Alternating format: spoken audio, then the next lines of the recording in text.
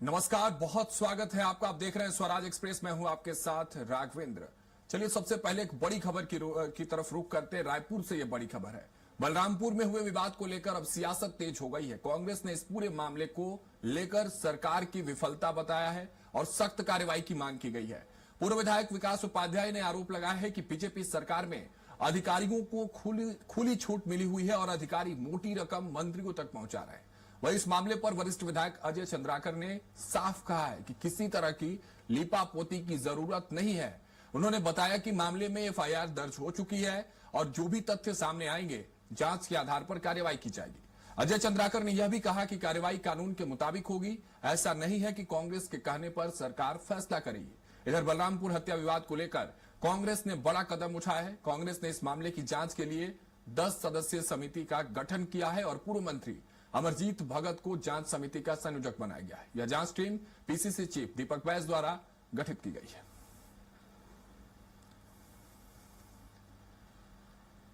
FIR हो गई, गिरफ्तार हो गए, आगे जांच होगी और भी जो तथ्य होंगे वो उसके आधार पर कार्रवाई होगी। अब ऐसा तो नहीं अमरजीत भगत जी कहेंगे वो कार्रवाई होगी। क्या है वो? न्यायाधीश हैं, कलेक्टर हैं, सीएम है, क्या है अमरजीत भगत जी? जनता पार्टी की सरकार में अधिकारियों को खुला छोड़ दिया गया है। भ्रष्टाचार की मोटी मोटी रकमों को महीने और हफ्तों के हिसाब से वसूला जाता है। पोस्टिंग और प्रमोशन पैसे के दम पर हो रहा है, तो अधिकारी बेलगाम है। जिसके साथ मारपीट करना है कर रहे हैं, क्योंकि उनको तो मोटी रकम मंत्री और मुख्यमंत्री को पहुंचाना है। आज कोई भी थानेदार की पोस्टिंग, कोई भी एसपी डीएसपी की पोस्टिंग जिस प्रकार से एक मोटी रकम लेकर की जा रही है, तो ये सब उसका चक्कर है, उसका मामला है। इसीलिए अधिकारी बेलगाम होकर आम जनता पर अपना गुस्सा निकाल रहे हैं। चलिए हमारे साथ इस मुद्दे पर चर्चा करने के लिए ब्रजेश पांडे जी बीजेपी प्रवक्ता जुड़ रहे हैं और अमित श्रीवास्तव जी हैं कांग्रेस प्रवक्ता जुड़ रहे हैं। दोनों का बहुत बहुत स्वागत है। सबसे पहले श्रीवास्तव जी आपका भी और पांडे जी आपका भी स्वराज एक्सप्रेस पर। ब्रजेश जी, सवाल आपसे पहला करते हैं कि सुशासन की बात करते हैं आप। शासन तो दिख रहा है लेकिन सुशासन नहीं नजर आ रहा है। जीरो टॉलरेंस की बात करते थे आप लोग। क्या गलती थी उन ग्रामीणों की पांडे जी जिनकी सजा मिली उनको? देखिए, निश्चित तौर पर छत्तीसगढ़ में सुशासन का ही सरकार चल रहा है। विष्णुदेव सरकार चल रही है और भाजपा की सरकार चल रही है। भाजपा सरकार रहते हुए किसी भी छत्तीसगढ़ के व्यक्ति के साथ किसी भी प्रकार का गलत या धोखा नहीं हो सकता। ये जो हुआ क्या ये गलत नहीं था पांडे जी? सुनिए ना, मैं बता रहा हूँ। यदि कोई घटना घटी है ना, तो आप देखिए कितना जल्दी संज्ञान लिया गया। वो कोई कितना भी बड़ा आदमी हो, कर्मचारी हो, आप उसको देखा ना, हिरासत में लेके कस्टडी में ले लिया गया है। इतना फास्ट कार्रवाई और क्या चाहते हैं कांग्रेस के लोग? वो उनका 5 साल भूल गए जब एनएसयूआई के लोग और युवा कांग्रेस के लोग थानों में जाके आदमी को छुड़ा कर ले आते थे और पुलिस कर्मचारियों के साथ मारपीट करते थे। यहाँ देरी बिल्कुल नहीं है, लेकिन जांच होती है हर चीज की, चाहे वो कोई भी बड़ा हो। यदि वो दोषी है तो उसके ऊपर कार्रवाई होगी और वो जेल जाएगा, और यदि बेकसूर है तो उसके ऊपर कार्रवाई भी नहीं होगी। ये है सुशासन की सरकार। ठीक है, ये सुशासन की सरकार। तो लेकिन अमित श्रीवास्तव जो सवाल उठाएंगे उनके भी जवाब आपको देने होंगे। अमित जी पूछ रहे हैं ब्रजेश पांडे जी क्या चाहती है कांग्रेस, किस तरह की कार्रवाई आप चाहते हैं? कह तो रहे कि जांच जारी है, रिपोर्ट्स आएंगे फिर उस पर जो है एक्शन लिया जाएगा। अमित जी लिया गया है सर। देखिए, निश्चित तौर पर राघवेंद्र जी, मैंने आगामी कार्रवाई की बात कर रहा हूं ब्रजेश जी। वो तस्वीरें हमने दिखाया दर्शकों को, हमारे पास भी वो खबर है, आपने तुरंत गिरफ्तार किया है, लेकिन और भी जांच रिपोर्ट की बात कही जा रही है। और श्रीवास्तव जी को सुन लेते हैं। श्रीवास्तव जी। जी राघवेंद्र जी, सबसे दुखद पहलू ये है कि जिस प्रकार का भी मैं वक्तव्य अपने बड़े भाई ब्रजेश जी का सुन रहा था, छत्तीसगढ़ की जनता सब देख रही है। प्रदेश में अपराध की घटनाएं लगातार बढ़ रही हैं, चाहे हत्या, लूट, अत्याचार हो, ऊपर से प्रशासनिक संरक्षण। यह केवल कानून व्यवस्था की विफलता नहीं है, बल्कि प्रशासनिक आतंकवाद का संकेत है। हम नागरिक भय में जीने के मजबूर है। और आप देखिए कि आप अभी कह रहे थे कि कार्रवाई हुई नहीं साहब। जब कांग्रेस के कार्यकर्ताओं ने वहां पर चक्का जाम किया, जब आदिवासी समाज ने वहां पर चक्का जाम किया, ग्रामीणों ने चक्का जाम किया, तब आप मजबूरी में आपने कार्रवाई की। क्योंकि लगातार जिस प्रकार से सुनने मिल रहा है, देखने मिल रहा है कि आरोपी का पूर्ण होना है। अमित जी, और हम तो यही कह रहे हैं कि भाजपा सरकार में आदिवासियों की जान की क्या कोई कीमत, क्या सत्ता से जुड़े लोगों को कानून जा रहा है? क्यों कार्रवाई करने में सुस्ती दिखा रही है, दबाव में है? हमारा एक ही चीज है राघवेंद्र जी, हमारा डिमांड एक ही है आवाज कट रही है अमित जी की और वापस। आदिवासी समाज की गरिमा की रक्षा हो, क्योंकि छत्तीसगढ़ की आत्मा में नहीं तो रखते अभी बसते ये हैं जिस तरह से आदिवासी। पांडे जी कारण श्रीवास्तव जी कार्रवाई तो हुई ना, एक्शन तो देखने को मिला वहां पे, उसको एसडीएम को और उसके साथ जो 3 लोग और लोग थे उनको गिरफ्तार तो किया गया। कार्रवाई एक लंबी प्रोसेस है, अचानक क्या फांसी की सजा दे दी जाए? देखिए कार्रवाई होना, लेकिन ये घटना जो घटी बहुत दुखद है, अवैध, और जिस प्रकार से अधिकारी उसमें संलिप्त पाए गए, मतलब अधिकारी अपने आप को क्या समझ ले रहे हैं छत्तीसगढ़ में कि हम कुछ भी करेंगे, हमें सत्ता का संरक्षण प्राप्त है, तो क्या किसी की भी जान ले लेंगे?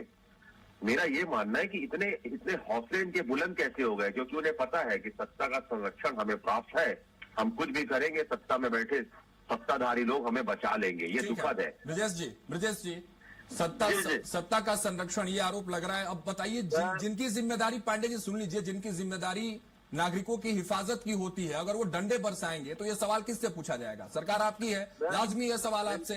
और इससे आप गोल मटोल, प्लीज जवाब गोल मटोल मत दीजिएगा। प्रशासनिक के अधिकारियों पर लगाम या बेलगाम कैसी सरकार है, इस पर जवाब दीजिए आप। देखिए सर, मैं ये बता दूं, हमारे छोटे भाई अमित जी अपनी बात में विरोधाभास है। यदि संरक्षण रहता तो क्या वो एडीएम को एसडीएम को अरेस्ट किया जाता क्या? इसका जवाब दे दें। और वो हवन में अपना भभूत डाल के हाथ जला रहे हैं कांग्रेस वाले। नहीं, ये कह रहे हैं कि अगर ये प्रदर्शन नहीं करते तो आप ये कार्रवाई नहीं करते। श्रीवास्तव जी कह रहे थे मजबूरी में करनी पड़ी आपको कार्रवाई। मैं बता रहा हूँ आदिवासी मुख्यमंत्री है छत्तीसगढ़ का, इनके टाइप नकली आदिवासी नहीं बनाया था हमने मुख्यमंत्री। जो आदिवासी है, जो जनता को समझता है, आदिवासियों के दुख दर्द को समझता है, ऐसा सुशासन सरकार चला रहे हैं विष्णुदेव साय जी। और प्रशासनिक अधिकारियों पर संरक्षण की बात करते हैं, मैं तो पीएससी टाइप घोटाला तो नहीं कर रहे हैं हमारे अधिकारी। और यदि कोई गलत कर रहे हैं तो जेल में डाला जा रहा है ना। और क्या चाहिए कांग्रेस को और आम जनता को? यदि जनता के साथ कोई भी गलत करेगा, वो कितना भी बड़ा हो, मैंने पहले भी दोहराया है, कोई भी हो, यदि गलत होगा जनता के साथ तो उस पर कार्रवाई होगी, जेल जाएगा। हम भ्रष्टाचार नहीं करते, शराब में, कोयला में, पीएससी भर्ती में, ऐसा कुछ है तो बताइए, बोलिए अमित जी को। अमित जी 5 साल के भ्रष्टाचार को भूल जाते हैं। मैंने बताया ना, युवा कांग्रेस के लोग, एनएसयूआई के लोग थाने में जाके किस तरीके से आरोपियों को छुड़ा लेते थे और पुलिस वालों के साथ मारपीट करते थे और रिपोर्ट लिखी जाती थी, वो चीज भूल गए हैं अमित जी। अमित जी जवाब दीजिए। और एक चीज और, आप लोग वॉचडॉग की भूमिका में है, विपक्ष में है, इस पूरे मुद्दे को लेकर आपने अब जो एक सूत्र से हमें पता चला, जो खबर सामने आई, आपने एक कमेटी भी बनाई है। नेक्स्ट स्टेप इस पूरे मामले में विपक्ष के तौर पर कांग्रेस क्या कुछ करने वाली है? देखिए, अभी आदरणीय ब्रजेश भैया कह रहे थे कि ऐसा होता था कांग्रेस के समय, तो ये विपक्षी कहाँ थे? आवाज क्यों नहीं उठाते थे? जनता की आवाज क्यों नहीं उठाते थे? जेल में है भाई। अरे सुन लीजिए, तभी सबको बेल हो गई है भैया। 90% लोगों को बेल हो गई है। और हर बार आपकी एजेंसी को फटकार पड़ती है कि आपने प्रूफ नहीं कर पाया, आप क्या केस बना रहे हैं। ये इतनी फटकार सुप्रीम कोर्ट से पड़ी है, सारे लोग बेल पे हैं। मैं एक और चीज कह दूं, मैं भैया मैं और कह लूं, अभी मेरी टर्न है, शायद आपको मैंने बड़े धैर्य से सुना, आपसे भी निवेदन है कि आप भी सुनिए। अमित जी इधर उधर नहीं, हमारे पास जरा सा समय कम है, इस मुद्दे पर बात करेंगे। कांग्रेस का नेक्स्ट स्टेप क्या होगा? आतंकवाद इस प्रदेश में चल रहा है, जनता की सुरक्षा के बजाय सत्ता के इशारे पर बैठे राघवेंद्र जी, जब उनको न्याय ना मिले और पीड़ित लोगों को दर दर भटकना पड़े, आरोपियों को राजनीतिक संरक्षण हो, तो कहीं ना कहीं ये लोकतंत्र नहीं, ये प्रशासनिक आतंकवाद है। और इस प्रवृत्ति की हम निंदा करते हैं और स्पष्ट है कि इस सोच को हम खत्म करना चाहते हैं। ठीक है अमित जी रोक रहा हूँ। अमित जी आपके जो तमाम सवाल है, 30 सेकंड ब्रजेश पांडे जी आपसे मैं चाहता हूं कि जरा सा स्पष्ट कर दीजिए और संतोषजनक जवाब दे दीजिए अमित श्रीवास्तव जी को भी, और जो दर्शक देख रहे हैं उन तक भी आवाज पहुंचे कि भारतीय जनता पार्टी का रुख अब इस पूरे मामले में क्या होने वाला है। 30 सेकंड पांडे जी।